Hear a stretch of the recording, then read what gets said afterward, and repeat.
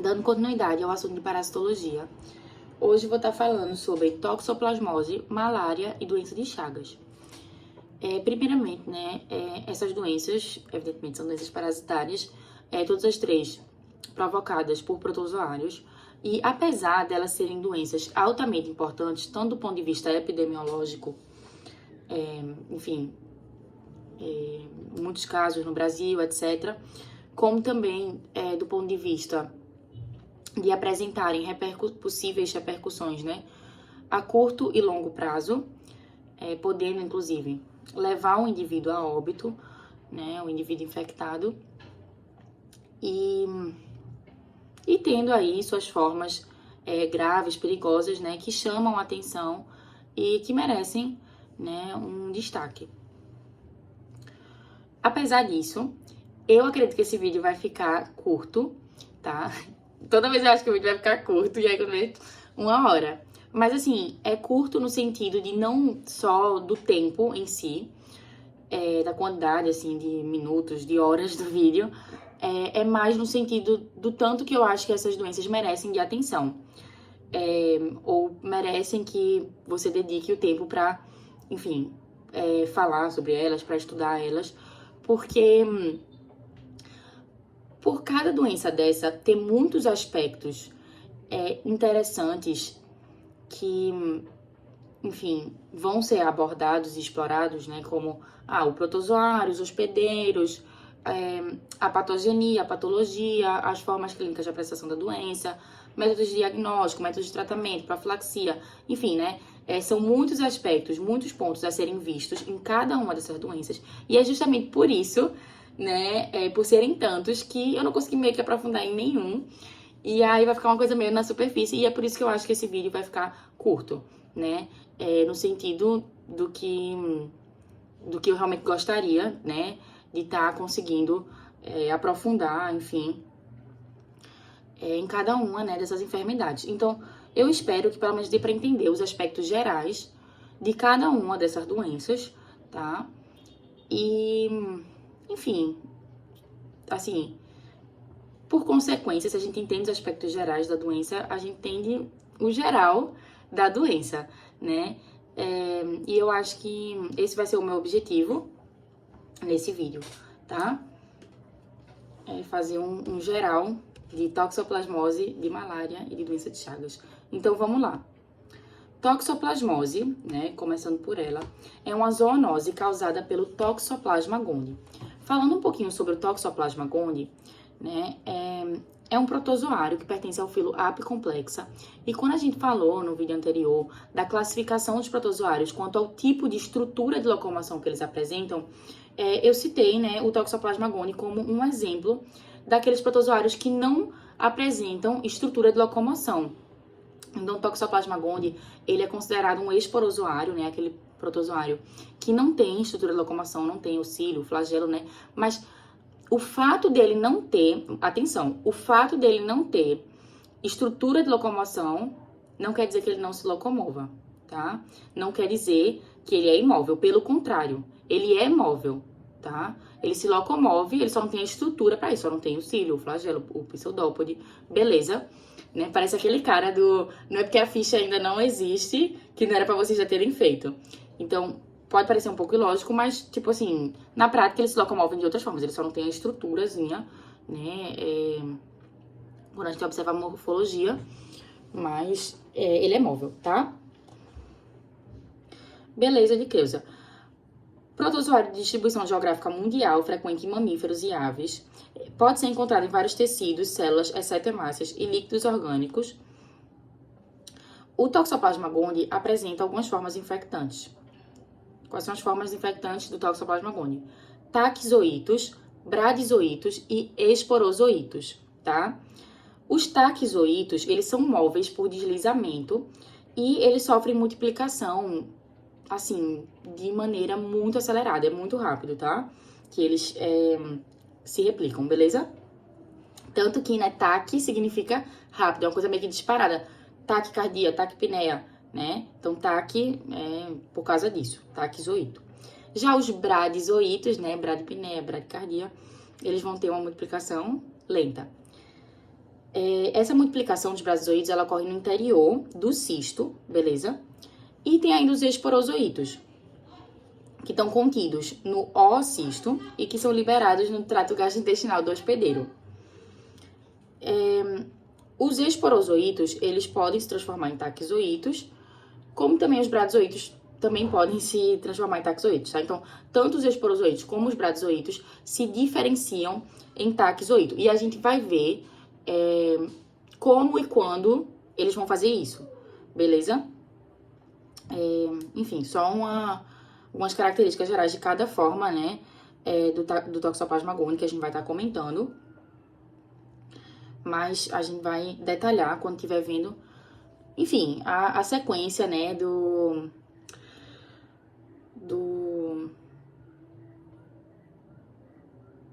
da vida mesmo desse protozoário, tá? Aí vamos lá. Falando em vida, né, como é o ciclo de vida do Toxoplasma gondii. Então, é um ponto meio sensível. O ciclo biológico do Toxoplasma gondii, por definição, é considerado um ciclo monoxênico.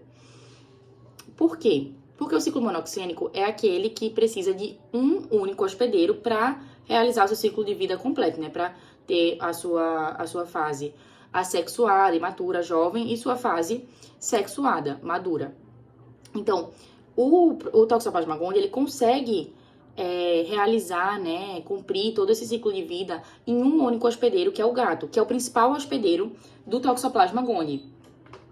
Só que o Toxoplasma gondii, ele pode infectar outros animais, né? E aí, nesses outros animais, por exemplo, nós, humanos, ele não vai ter a fase sexuada, a fase madura de reprodução. Então, nós somos considerados hospedeiros intermediários. Só que quando a gente fala hospedeiro intermediário, aí já dá aquela ideia. Se tem um hospedeiro intermediário, tem um definitivo, verdade, isso tá correto.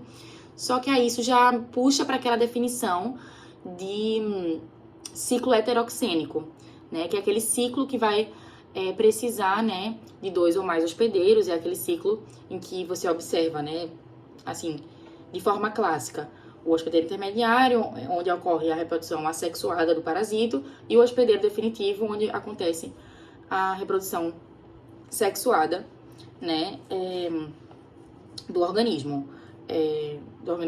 enfim, infectante. E aí, o que é que eu digo?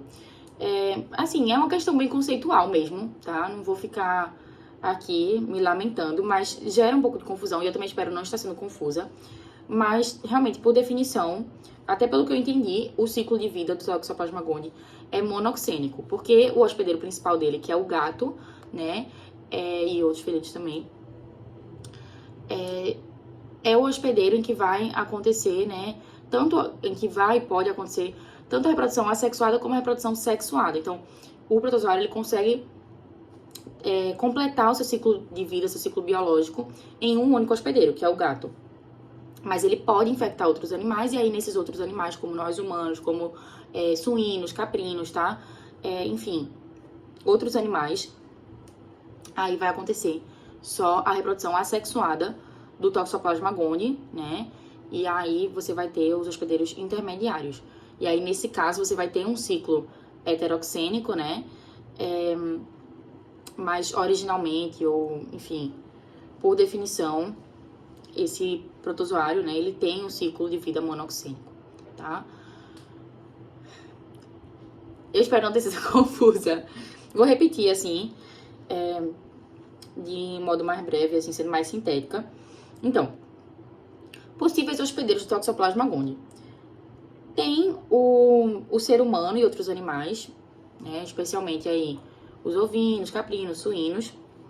E tem o hospedeiro, que seria considerado hospedeiro completo ou definitivo, que são os gatos e outros felídeos, onde ocorre, né, no caso, são os hospedeiros que abrigam, né, albergam o parasito na sua fase assexuada tanto na sua fase assexuada como também na sua fase sexuada de reprodução, beleza? E aí os outros hospedeiros seriam considerados, né, hospedeiros intermediários ou incompletos, porque só vão albergar o Toxoplasma gondii, né, na sua fase de vida assexuada. Então, vamos ver um pouquinho como é que tudo acontece.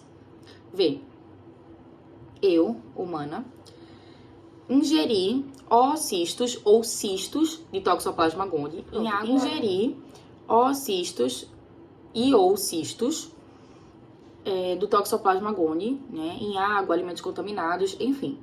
Os oocistos contêm os esporozoítos, e os oocistos são aqueles que saem do cocô do gato. Os cistos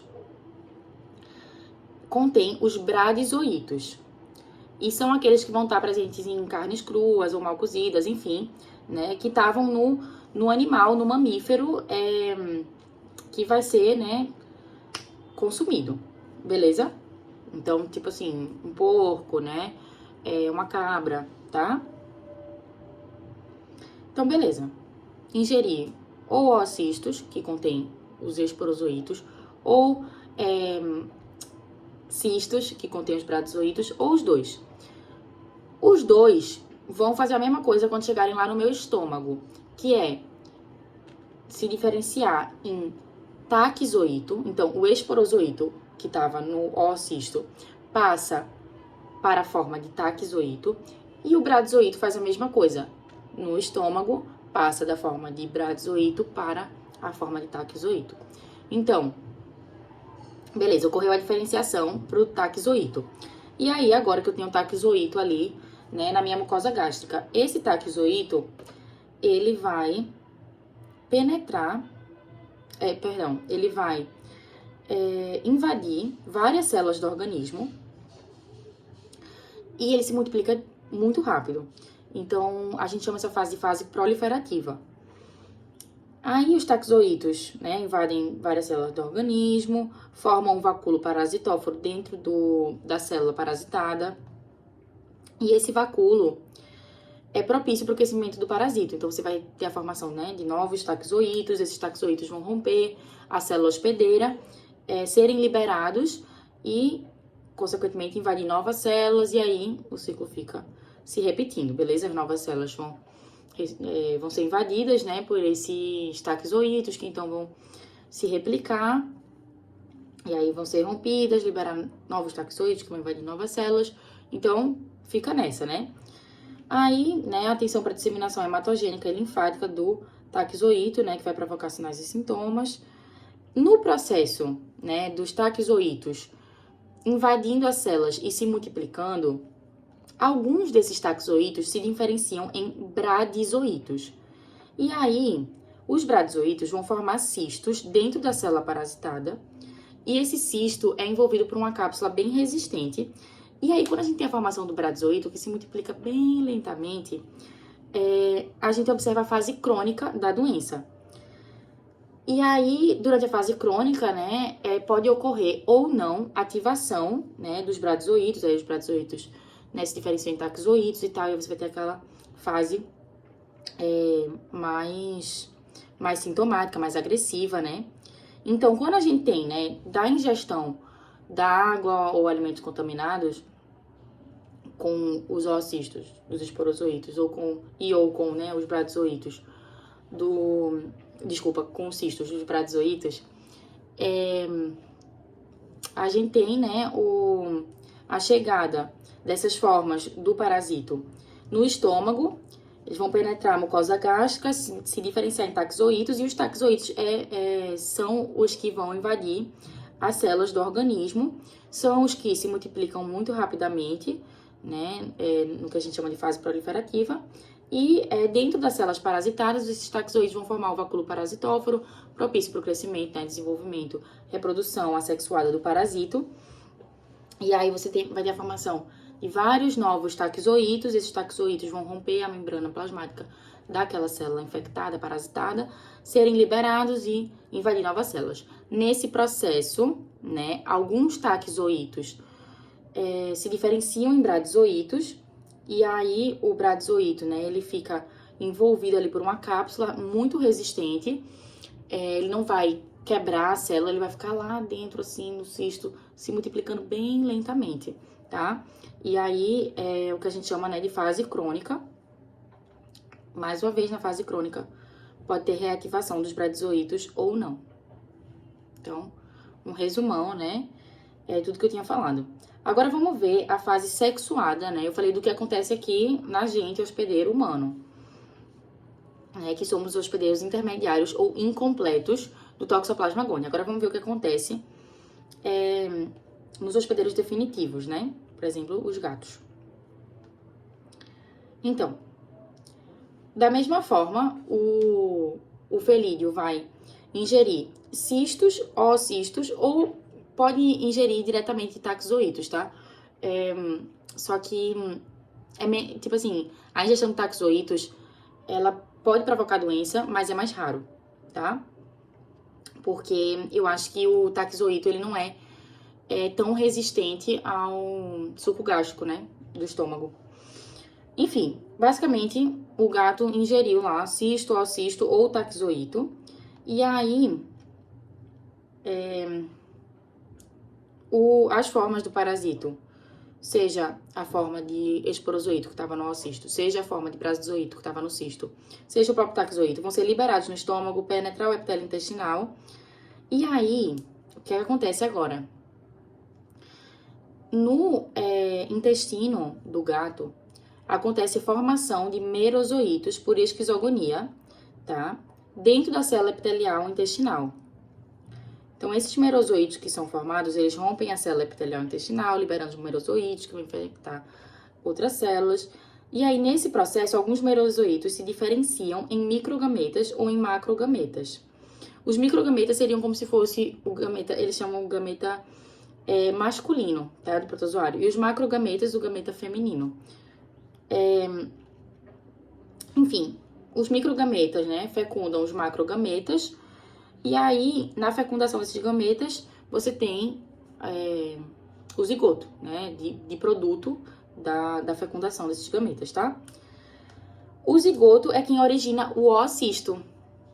Aquele oocisto que a gente tava falando, né? O oocisto, ele atinge as fezes.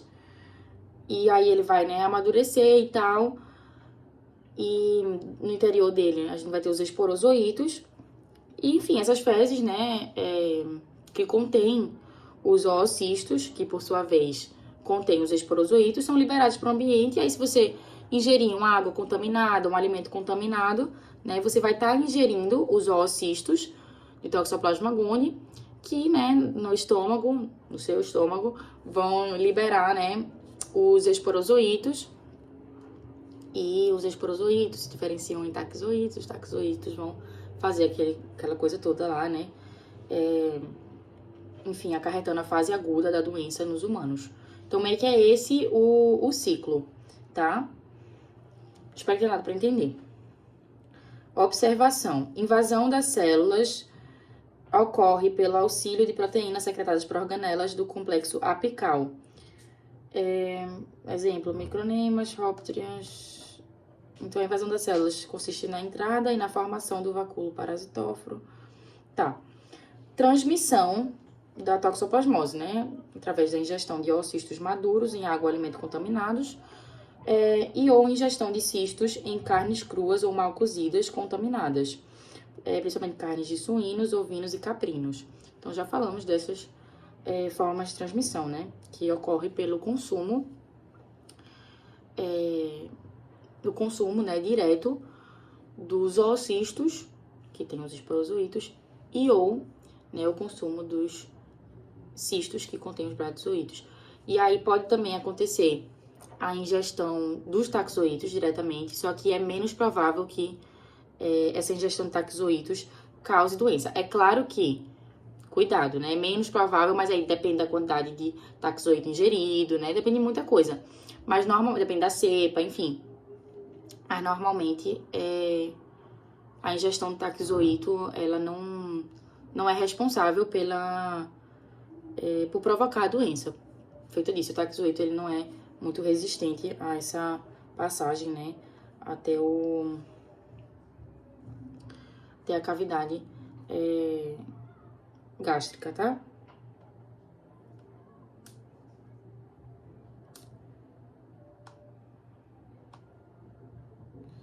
Manifestações clínicas de toxoplasmose.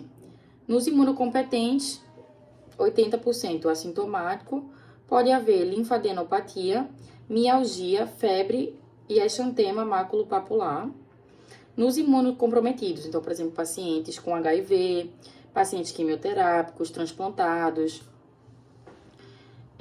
pode haver, né, a manifestação da doença, que aí normalmente vai aparecer com encefalite, retinite, doença sistêmica.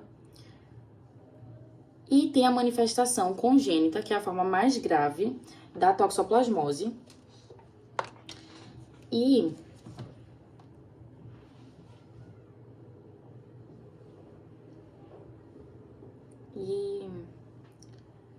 promove, tá? Coriorrenite, encefalite, hidrocefalia. Tem uma tétrade de sinais e sintomas bem clássicos da toxoplasmose congênita, que é chamada tétrade de Sabin, que inclui, né, coriorrenite, calcificações cerebrais, perturbações neurológicas e alterações do volume craniano, né, podendo ser na forma de macrocefalia, como também a forma de microcefalia, tá? A toxoplasmose congênita pode levar a aborto fetal, parto prematuro, né, nascimento com anomalias, enfim. A prednisona, 1mg quilo dia, né? Aí, para tratar a toxoplasmose ganglionar, sulfadiazina, 1 grama de 6 em 6, perimetamina, 25mg, 24 em 24 horas, e ácido folínico. Então, mais uma vez, né, o tratamento vai depender e vai variar conforme a apresentação clínica, né, e o quadro imunológico do paciente, beleza? Então, é isso de toxoplasmose. Agora vamos falar de malária, né, também conhecida como paludismo, impaludismo, febre palustre, maleita e seizão, né? A malária é uma doença endêmica da Amazônia Legal, causada pelo protozoário Plasmodium, né? 4 espécies de Plasmodium estão associadas à doença em humanos. O Plasmodium vivax, o Falciparum, o Ovale e o Malariae, tá? Essas 4 espécies. O Vivax e o Falciparum são o que a gente tem aqui no Brasil, né? 80% dos casos em território brasileiro são causados, na verdade, mais de 80% são causados por Plasmodium vivax, tá? Enquanto menos de 20% dos casos são decorrentes, né, de infecção por Plasmodium falciparum, tá? O Plasmodium falciparum é a espécie mais agressiva de Plasmodium, que é o mais virulento e vai provocar a doença na forma mais grave. Por isso que quando a infecção é por Plasmodium falciparum, né, a gente diz que é a malária maligna, enquanto a malária provocada, né, por Plasmodium vivax seria considerada malária benigna. As outras formas também são benignas, né, a por Plasmodium ovale e malariae. Tá? O ovale, ele é encontrado na África, né, o malariae eu não li muito sobre ele, não. Mas essas formas benignas, né, elas são mais fáceis de ser controladas, tratadas e vão ter menos repercussões clínicas mesmo, beleza? Aí vamos falar um pouquinho do Plasmodium, né? É um parasita intracelular obrigatório, pertencente ao filo Apicomplexa. Tem um ciclo de vida heteroxênico, com hospedeiros intermediário e definitivo. O intermediário é o homem, tá? Atenção, porque isso é meio pegadinha, né? É mais pegadinha no ensino médio, mas assim, até no ensino superior, né, a professora tava reforçando bastante que é muito fácil a gente se confundir, porque a gente associa a malária logo ao ser humano, né? Mas o hospedeiro definitivo é o mosquito, tá? O Anopheles spp, que vai albergar, né, o Plasmodium na fase sexuada de vida, né, desse parasita, desse protozoário. Nós, humanos, somos hospedeiros intermediários e é na gente que vai ocorrer, né, a reprodução assexuada do Plasmodium, como também as fases exoeritrocítica e eritrocítica, né, da doença, da malária, tá? Aí, vamos falar um pouco sobre o ciclo biológico do Plasmodium, né? Enfim, meio que generalizando, o Vivax, Falciparum, Ovale e Malariae, né? Que são os que provocam doença em humanos. Tem um que eu li também, que é o Kenshki, alguma coisa assim, que foi descoberto recentemente, enfim, na Ásia, que também está associado à malária em humanos, mas, enfim, como não estava nos slides, como ela não citou nas aulas, eu não vou, né, não vou falar muito, não. Não, assim, eu não vou falar muito porque também eu não sei, né, mas também não vou nem tá me arriscando aqui, de tipo, tem esse também, além desses 4. Enfim, mas eu li no livro, né, do Parasitologia Humana. Enfim, mas aí vamos se ater aqui ao plano de aula dela, né? Não pra gente não expandir, né? Mas assim, pra eu ter certeza de que eu tô, tipo, seguindo o que foi proposto e o que, né, provavelmente vai aparecer na nossa prova também. Embora eu também seja, tipo, dissonante, assim, em relação a essa coisa de estudar só pra prova e tal, né? Mas, enfim, tipo, pra não fugir muito, tá? E acabar falando alguma coisa errada. Voltando, o ciclo biológico do Plasmodium, né? Então, o que acontece? Né? Vamos começar com o protozoário infectando o ser humano. Como é que esse protozoário foi parar em mim? Então, o vetor vai inocular os esporozoítos no homem. Quem é o vetor? É o mosquito Anopheles spp, beleza? E não são todos os mosquitos Anopheles spp. Primeiramente, você tem algumas espécies, né, que vão estar, enfim, albergando, vão estar carregando o protozoário, mas, principalmente, o que eu queria dizer com isso é que é a fêmea do Anopheles quem pica o ser humano, e aí, quando ela faz o hematofagismo, né, ela inocula os esporozoítos. Os esporozoítos, eles são móveis, mas não apresentam estrutura de locomoção, feito, né, que a gente falou antes, Toxoplasma gondii. Então, os esporozoítos são inoculados na derme, a maioria cai na corrente sanguínea, enquanto alguns atingem os vasos linfáticos. Os que atingem os vasos linfáticos, né, e vão circular na linfa, podem provocar alguns leves e moderados, assim, sinais e sintomas, mas normalmente eles são todos destruídos, tá? São os que caem na corrente sanguínea que tem maior importância, porque os que vão parar no sangue, na circulação, eles se dirigem ao fígado. No fígado, eles invadem os hepatócitos, e aí a gente tem, né, a fase exoeritrocítica. É a fase da doença, é a fase da malária que ocorre no interior do hepatócito e que consiste na transformação do esporozoíto em trofozoíto dentro do hepatócito. Só que não é tipo assim, direto, o esporozoíto entrou no hepatócito e transformou em trofozoíto, né? Primeiramente, algumas cepas de Plasmodium vivax e de Plasmodium ovale, o esporozoíto vai entrar no hepatócito e uma boa parte dos esporozoítos vão adormecer, vão entrar numa forma dormente, né, ou latente, chamada hipnozoíto, tá? Hipno vem do grego sono, tanto que Hipnos, né, era um personagem da mitologia grega, um deus, o deus do sono, tá? Enfim, beleza? Tá, então os esporozoítos estão lá dentro do hepatócito, eles podem formar os hipnozoítos, que são as formas dormentes, do Plasmodium. Isso no caso do Plasmodium vivax e do Plasmodium ovale, tá? Plasmodium falciparum, Plasmodium malariae não tem hipnozoíto. E esses hipnozoítos, eles vão ser responsáveis pelas recaídas tardias da doença. Então, tipo assim, aquele hipnozoíto. O esporozoíto entrou no hepatócito, o esporozoíto do Plasmodium vivax, por exemplo.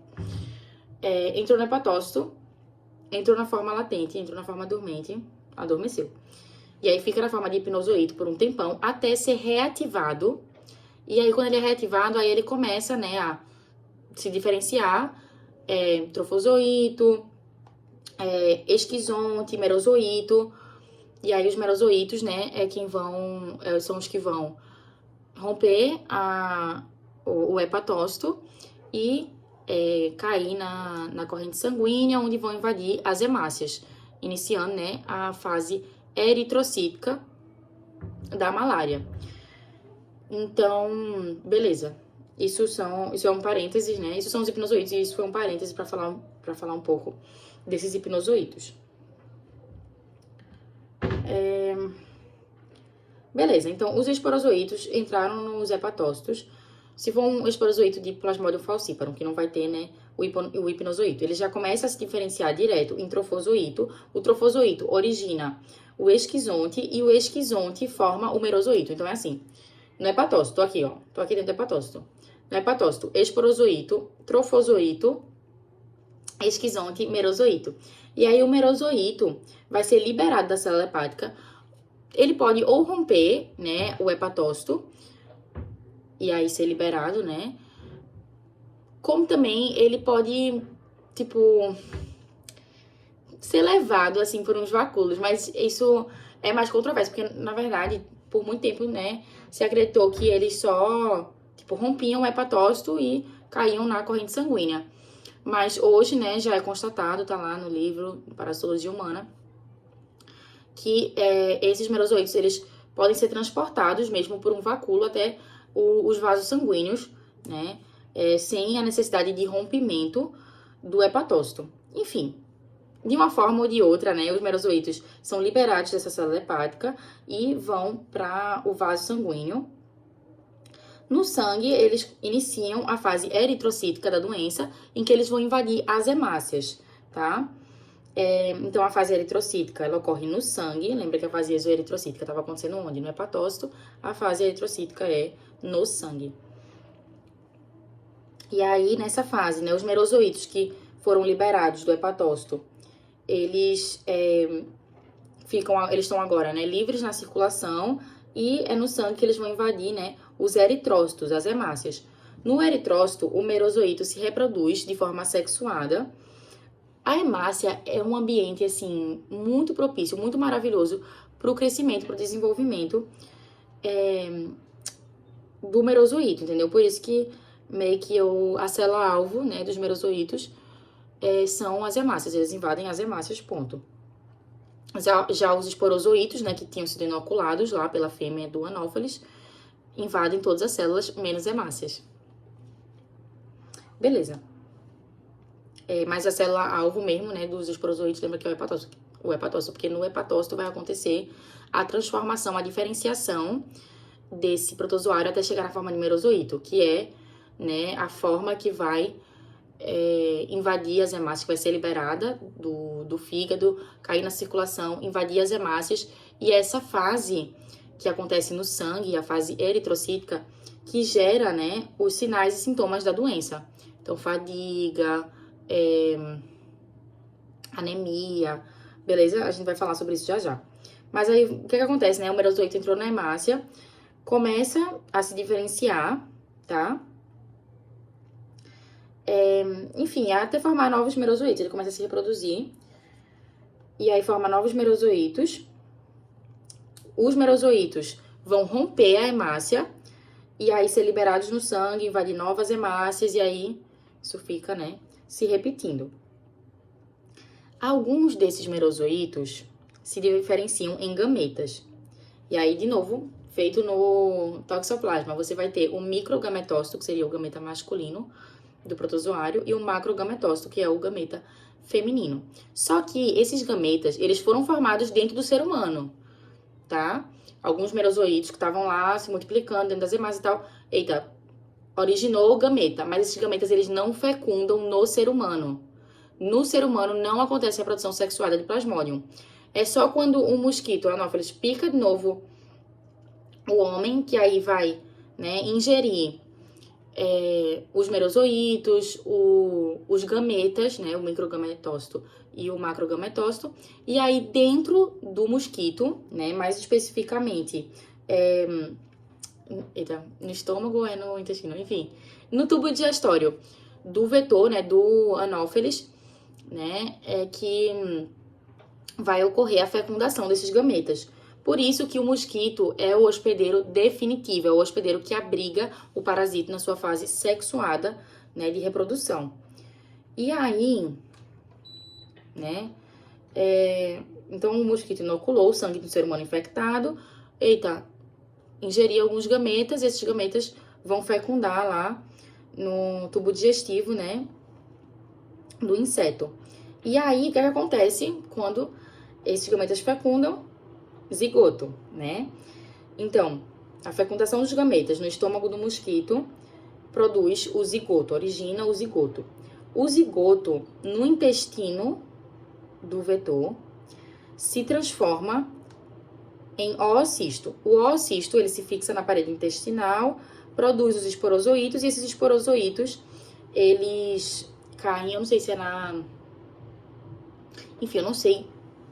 Tem uma trajetória que eles fazem, mas esses esporozoítos que foram formados no intestino, né, do Anopheles, da fêmea, né, do Anopheles, eles atingem, a partir do zigoto, né, do oocisto e tal, eles atingem as glândulas salivares do mosquito, e aí o mosquito agora, né, tá pronto para infectar o ser humano. Esse mosquito que tá com esses esporozoítos nas glândulas salivares, quando picar, né, o homem, vai inocular os esporozoítos. E aí os esporozoítos, lembra, cai na corrente sanguínea, vai pro fígado, no fígado invade o hepatócito, no hepatócito se diferencia, né, esporozoíto, trofozoíto, esquizonte, merozoíto. O merozoíto sai do hepatócito, seja por rompimento do hepatócito, que é o mais comum, tá? Que inclusive foi a forma, foi o mecanismo, né, que Silvana falou em sala, ou seja por esse transporte,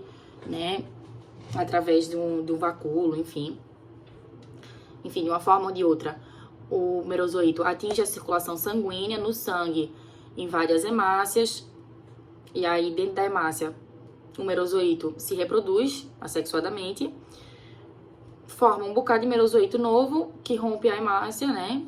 Que rompem a hemácia. E aí esses merozoítos, eles então são liberados na circulação sanguínea e estão prontos agora para invadir novas células, né? Enfim, fica nessa, nesse processo. Tô resumindo tudo que eu já falei, tá? Nesse processo, alguns merozoítos se diferenciaram em gametas, e aí quando o mosquito for praticar o hematofagismo de novo, né? Aí ele vai inocular, né, os gametas, o microgametócito e o macrogametócito do protozoário, e no tubo digestivo desse mosquito, desse inseto, né, desse vetor, que vai ocorrer a fecundação dos gametas do plasmódio. E aí, o produto, né, da fecundação dos gametas é o zigoto. O zigoto, ele, no intestino, forma o oocisto. O oocisto, ele fica ali presinho, a parede intestinal, né, do artrópode. E aí, forma os esporozoítos, de alguma maneira misteriosa, que eu me esqueci, eu tinha lido, mas eu me esqueci, vão parar nas glândulas salivares do inseto, que aí, quando chegam para picar a pessoa, né, inoculam aqueles esporozoítos. Então, esse é o ciclo, beleza? Lembra que o humano é o hospedeiro intermediário, abriga o protozoário na fase assexuada de reprodução, né, desse parasito, desse protozoário, enquanto o vetor, né, o mosquito, o inseto, enfim, é o hospedeiro definitivo, tá? É onde acontece a reprodução sexuada do parasito, do plasmódio. Inclusive, eu tinha esquecido de falar isso, mas eu vi que o mosquito também é conhecido como mosquito prego, né? A fêmea do Anopheles. Enfim, o mosquito que vai transmitir aí a malária. Mosquito prego. Tá, então, mecanismos de transmissão, já falamos. A picada do mosquito prego contaminado, que então inocula os esporozoítos no homem, né? Iniciando todo aquela enfim, desencadeando, né, aquela sequência de eventos, de acontecimentos. Mas tem também a transmissão por transfusão sanguínea e por acidente de laboratório e ainda a transmissão congênita. Em relação à patogenia e às formas clínicas da doença, né? A patogenia, ela depende do tipo de malária. E o tipo de malária, né, depende do tipo de espécie que lhe infectou. Então, tem a malária não complicada, ou as formas benignas da malária, né, que são causadas por Plasmodium vivax, Plasmodium ovale, Plasmodium malariae. Enfim, a infecção por essas espécies de Plasmodium pode levar a anemia branda, calafrios, febre, sudorese, dores musculares, cefaleia intensa. Então, pode ter sintomas, né, mas, feito eu comentei antes, sintomas mais brandos, mais fáceis de serem controlados, tá? E aí tem a malária grave e complicada, que seria a malária do tipo maligna, né? Que é aquela causada por Plasmodium falciparum. O Plasmodium falciparum, também a gente já disse, é a espécie de Plasmodium mais agressiva, mais virulenta, que vai provocar, né, uma forma mais perigosa mesmo da doença. Isso porque ela invade hemácias jovens na medula óssea, e aí pode levar a anemia grave, insuficiência renal, edema agudo do pulmão, choque circulatório, convulsões generalizadas, malária cerebral, enfim, tá? Manifestações clínicas gerais da malária, né? A anemia, que é decorrente da destruição das hemácias, e até a esplenomegalia, né? Porque o baço vai estar muito sobrecarregado, destruindo aquelas hemácias, enfim. Muitas hemácias vão estar sendo rompidas também por conta dos merozoítos formados. E isso vai contribuir, né, para o quadro de anemia. Também podem ocorrer, né, isquemias focais e microobstruções devido ao sequestro de eritrócitos parasitados pela rede capilar, tá? O diagnóstico é clínico e laboratorial. O diagnóstico clínico, né, se baseia na observação dos acessos maláricos, que são aqueles sintomas clássicos da malária, né? Os calafrios, a sensação de calor, sudorese, as febres intermitentes com paroxismos. Então, elas têm períodos de intervalo bem característicos, né? Algumas espécies provocam as febres terçã, outras febre quartã, né? Que mudam aí o tempo de ocorrência dessa febre, né? Uma é de 48 e 48, outra de 72 e 72 horas, né? Enfim. Mas essa febre, assim, é intermitente, tá? Bem... Eu acho que é bem patognomômica. Nossa, eu quis ser chique aqui usando essa palavra, porque eu aprendi essa palavra esse ano. Mas falhou, patognomônica. Menino. Tá, e o diagnóstico laboratorial é parasitológico e imunológico, né? A gente tem alguns métodos. Do parasitológico, pode ser a gota espessa, que é o padrão ouro, né, para diagnóstico de malária, que vai visualizar o parasito no sangue, consegue determinar a espécie também do parasito. Isso vai ser importante para o tratamento, né, porque, por exemplo, se eu diagnostico Plasmodium falciparum, já vai ser um tratamento, né, e também até a atenção, enfim, já fica redobrada, porque é uma forma da malária, né, mais grave. E se for um Plasmodium vivax, a gente já fica de olho, né, porque provavelmente foram formados hipnozoítos que estão dormindo lá no interior do hepatócito e que podem ser reativados daqui a um tempo, né, provocando as recaídas da doença. Então, a gente tem que não só tratar os Plasmodium vivax que estão ali no sangue, mas também os que estão ali dormentes na forma de hipnozoíto no fígado, beleza? Então, você saber a espécie, você determinar a espécie da malária vai orientar o tratamento, tá? Aí, além da gota espessa, né, do parasitológico, a gente tem também o QBC, que é o método de detecção quantitativa.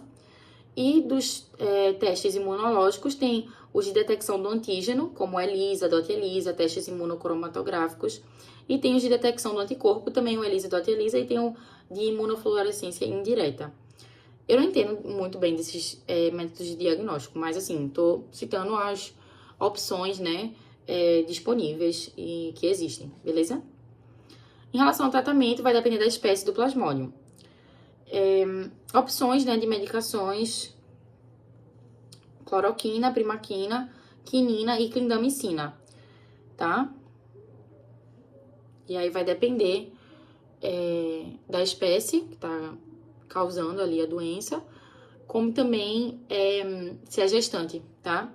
Eu sei que a quinina e clindamicina, né, são indicadas para gestantes, enfim. Aí, mas eu não sei qual é o mecanismo, se eles impedem a transmissão congênita, não sei. Realmente não sei. Feito disso, eu não sou muito boa no tratamento. No diagnóstico também não, como já deu pra ver. A profilaxia, né, envolve aí a vacinação, a vacina Mosquitrix, e tem a quimioprofilaxia. Então, uma pessoa que vai viajar para uma área endêmica, né, por exemplo, sei lá, Tocantins, Rondônia, viajei. Aí a pessoa já vai usando a medicação, né, em doses baixas, doses subterapêuticas, assim, pra prevenir mesmo, tá? A infecção. E aí vamos fechar, né, com doença de Chagas, também denominada trypanossomiase americana. É uma doença parasitária descoberta pelo médico Carlos Chagas, em 1909. Carlos Chagas, né, era do grupo ali de pesquisa de Oswaldo Cruz, né, era médico, viajou, né, por várias partes do Brasil, enfim, teve um papel, uma atuação importante na campanha sanitária, juntamente, né, ao Oswaldo. E foi ele que descobriu o protozoário, né, causador da doença de Chagas. E aí ele batizou esse parasito de Trypanosoma cruzi, tá? Ele estudou também a doença, enfim, e... enfim, a história é bem interessante. A doença de Chagas é uma enfermidade de alta prevalência nas Américas,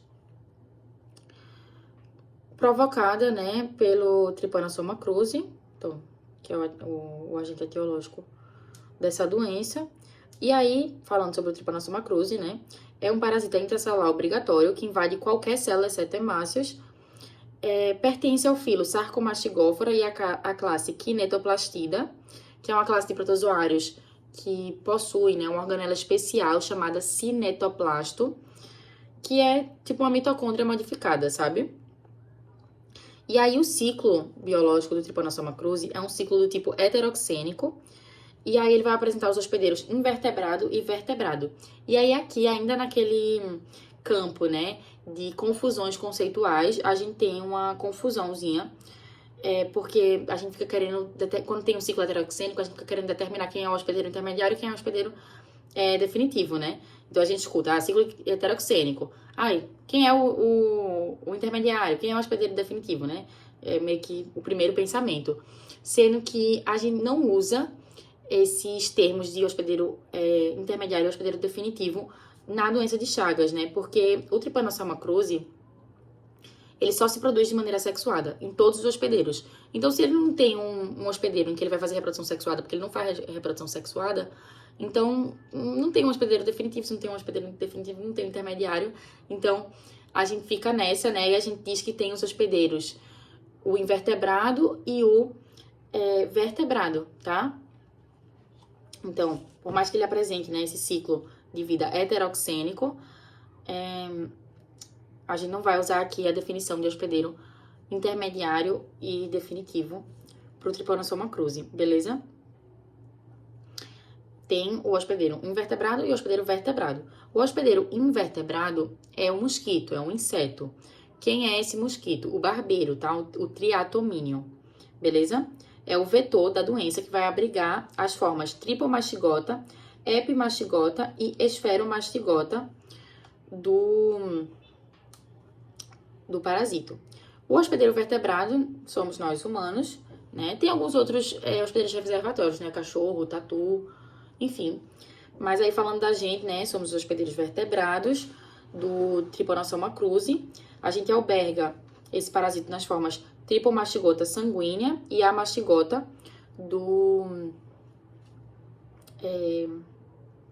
dele, né? E aí a forma tripomastigota sanguínea, ela é extracelular, né? Feito já, o nome já sugere, sanguínea e tal. E a mastigota é intracelular, beleza? As formas amastigotas, elas vão ter um flagelo pequenininho, vão ter um núcleo, cinetoplástico legal e tal. E eu tô destacando isso, assim, tipo, essas características, porque eu aprendi que, tipo, mastigota, nessas coisas, né? Mastix vem de chicote, que tem a ver com flagelo. Então, quando a gente escuta a mastigota, eu mesmo achei que era uma forma sem flagelo, porque esse A, né, como se fosse um prefixo de negação, mas ele tem um flagelo, mas é um flagelo pequenininhozinho, entendeu? Beleza, ok. Aí, a forma tripomastigota é a maior de todas, né? No barbeiro, no inseto, que é o hospedeiro invertebrado, a gente vai observar a forma tripomastigota metacíclica e no hospedeiro vertebrado é a forma tripomastigota sanguínea, tá? O protozoário só realiza a reprodução do tipo assexuada, tá? Por isso a gente não usa os termos definitivo e intermediário, quando a gente vai se referir aos hospedeiros do Trypanosoma cruzi. E o ciclo biológico, né, dessa espécie, né, como é que é? Vamos ver. Começando em como é que eu adquiri esse protozoário. Então, o hospedeiro vertebrado, eu, fui picada pelo barbeiro infectado. Diferente da malária, na malária, lembra que a fêmea do Anopheles inocula os esporozoítos na picada? Aqui é diferente. Ele não vai meio que injetar o protozoário, tá? Ele vai picar, simplesmente, o ser humano. E aí, depois que ele pica, ele defeca e urina na pele da pessoa. E aí, quando a pessoa coça, isso favorece, né? Porque nas fezes do barbeiro é que estão os protozoários. Aí, quando a pessoa coça, isso favorece a entrada desse protozoário, né? Do Trypanosoma cruzi na lesão. E aí vai penetrar, né? Ali. Enfim. Vamos ver aqui em ordem. O hospedeiro vertebrado é picado pelo barbeiro infectado. O barbeiro, durante ou após o hematofagismo, defeca e urina na pele, né? Da pessoa, tá? As fezes do barbeiro contêm tripomastigotas metacíclicos. E aí, esses tripomastigotas metacíclicos, né, infectantes, vão cair no local da picada. E aí, né, reforço aqui a importância da coçada no homem que foi picado, né? Porque você coçar, você vai estar ajudando ali a meio que as formas, né, infectantes do parasito a entrarem, né, na pele, beleza? E aí ocorre a invasão de células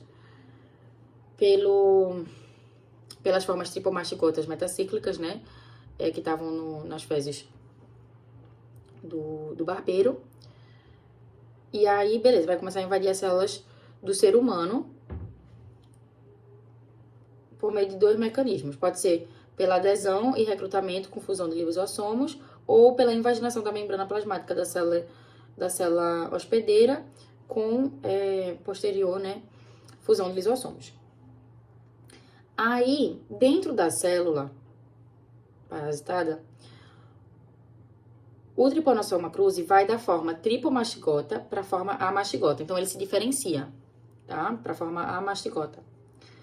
E aí, a forma amastigota rompe a membrana do vacúolo parasitóforo, os amastigotas ficam livres no citoplasma, se multiplicam, e aí se diferenciam para a forma tripomastigota, e isso promove, né, a explosão da célula hospedeira. Então, ocorre rompimento da membrana plasmática da célula parasitada, e aí são liberados os tripomastigotas, que então vão infectar novas células, ou então, né, vão ser ingeridas pelo barbeiro, né, quando o barbeiro fosse alimentado o sangue de uma pessoa infectada, ok? E aí, no barbeiro, o que acontece? Então, o barbeiro, o hospedeiro invertebrado, ingere os tripomastigotas sanguíneos no hematofagismo, quando ele, né, pica o ser humano infectado, os tripomastigotas se diferenciam em epimastigotas ou esferomastigotas no intestino do barbeiro, e aí na ampola retal do vetor ocorre diferenciação dessas formas para a forma tripomastigota metacíclica. Os tripomastigotas metacíclicos são eliminados nas fezes do barbeiro e aí você reinicia o ciclo, né? O barbeiro vai defecar, né? Liberar as fezes na pele do ser humano que foi picado. E aí, essas fezes contêm os tripomastigotas metacíclicos que então vão penetrar ali e tal e invadir as células e aí ocorre aquela coisa toda, tá? Então, a doença, ela apresenta, né, a fase aguda e a fase crônica. A fase aguda inicia normalmente através de manifestações locais, que vai depender do local de lesão de inoculação do parasito, né? Então, se a inoculação do parasito foi na pele, a gente tem um sinal característico que é o chagoma de inoculação, que é tipo um edemazinho, assim, gerado, né? Como é que fala? Originado, né, em decorrência da picada do mosquito. Decorrente da picada do mosquito, beleza. Aí, se a inoculação do parasito for na conjuntiva, tem um sinal característico que é o sinal de Romania, tá? Que é um edema unilateral também nas pálpebras, beleza? Aí, manifestações gerais da doença na fase aguda, né? Sintomas inespecíficos, febre, o edema localizado generalizado, poliadenia, hepatosplenomegalia, pode haver insuficiência cardíaca, tá? Edema localizado e generalizado, poliadenia, hepatosplenomegalia. Tava vendo se é outra coisa, mas foi isso que botei aqui mesmo. E a fase crônica, né, da doença de Chagas, ela pode ser assintomática, que é chamada forma indeterminada, a pessoa fica com fica com o protozoário durante, assim, anos, mas sem apresentar sintomas, e em algum momento, né, pode ser que ocorra meio que uma reativação da doença, um reaparecimento dos sintomas, principalmente por conta de reativação do processo inflamatório e tal. Na fase crônica da doença de Chagas, a parasitemia tá baixa, então você tem uma quantidade escassa de parasitos circulando no sangue, mas mais assim, são mais as alterações, né, anatomofisiológicas que ficaram, tá, que foram provocadas pelos processos inflamatórios e, enfim, alterações mesmo estruturais e funcionais nos órgãos, principalmente no sistema cardiovascular e no sistema digestório, beleza? Então, a fase crônica sintomática, ela vai apresentar, né, as formas cardíaca, digestiva e a mista, que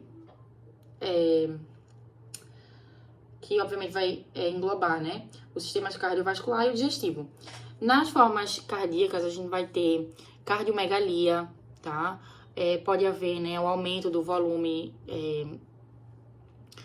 no coração, insuficiência cardíaca congestiva, aí tem a miocardite fibrosante e tal. Enfim, um acometimento cardiovascular bem severo, tá? E na forma digestiva, né, a gente pode observar o megacólon e o megaesôfago. No megacólon pode ter fecaloma, pode ter obstipação. E no megaesôfago vão ser algumas alterações no peristaltismo do esôfago, tá? E também um possível comprometimento do esfíncter esofágico inferior, beleza? A forma mista, né, é quando você tem os dois sistemas aí, cardiovascular e o digestório sendo afetados. A transmissão, né, a gente já comentou que tem a transmissão através do vetor, em que o Trypanosoma cruzi vai estar presente nas fezes do barbeiro, e aí o barbeiro vai defecar no homem, né, na pele do homem. Quando o indivíduo coça, o parasito entra. E aí a transfusão sanguínea também é uma forma de transmissão, transplante de órgãos, acidente de laboratório. Tem o mecanismo também de transmissão congênita, que pode ocorrer a qualquer momento da gravidez. E ainda uma forma de transmissão que assusta um pouco, que é a transmissão oral, tá? Se você, sei lá, ingerir um açaí, né, que foi o que ficou famoso, que a professora estava falando, um açaí com um mosquito, e esse mosquito nesse barbeiro estava infectado. Aí pode ser, né, que ocorra aí a infecção, beleza? Diagnóstico, né, clínica, né, a clínica vai estar apoiada aí tanto na história clínica do indivíduo, como também, né, na presença de sinais e sintomas da doença, e também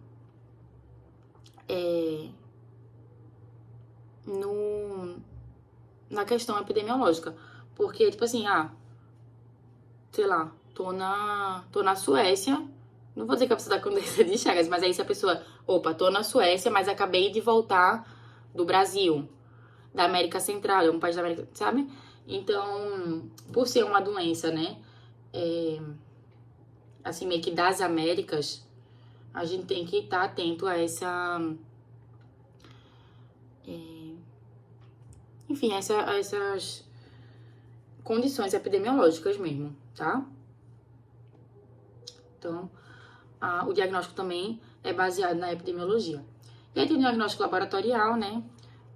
O parasitológico, que vai incluir aí microscopia, tem técnicas de concentração também, hemocultura. O xenodiagnóstico, que é bem interessante, que é um método de parasitologia indireta, que é tipo assim, você vai dar o sangue da pessoa pro barbeiro, tipo, tô suspeitando que a pessoa tá infectada. Dei o sangue da pessoa pra um barbeiro não infectado. E aí você vê se esse barbeiro fica infectado ou não. Mas era, tipo assim, hoje não é mais tão utilizado, né? Que eu saiba, não é utilizado.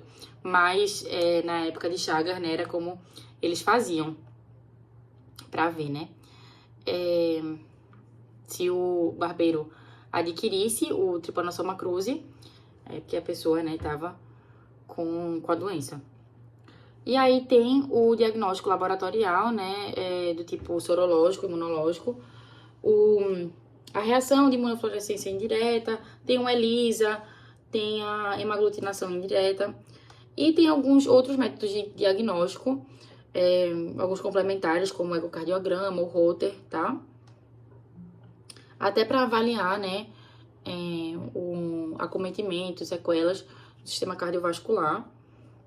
E tratamento, né, benzonidazol, Roxagan, e Nifurtimox, Lampet, beleza? É isso, doença de Chagas, malária, toxoplasmose, é muita coisa, mas eu espero que tenha dado para entender, para acompanhar. Quando a gente vai falar do ciclo biológico, principalmente, dos parasitos, assim, cada um tem uma forma, né, de transmissão, de penetração de infecção, e tem também as diferentes morfologias, né, de uma mesma espécie, e aí isso também, enfim, é muito louco, é muita informação, mas aí, enfim, eu sei que fica muito, mas tentei explicar aí, enfim, um pouco que eu sei, a forma como eu entendo, e é isso.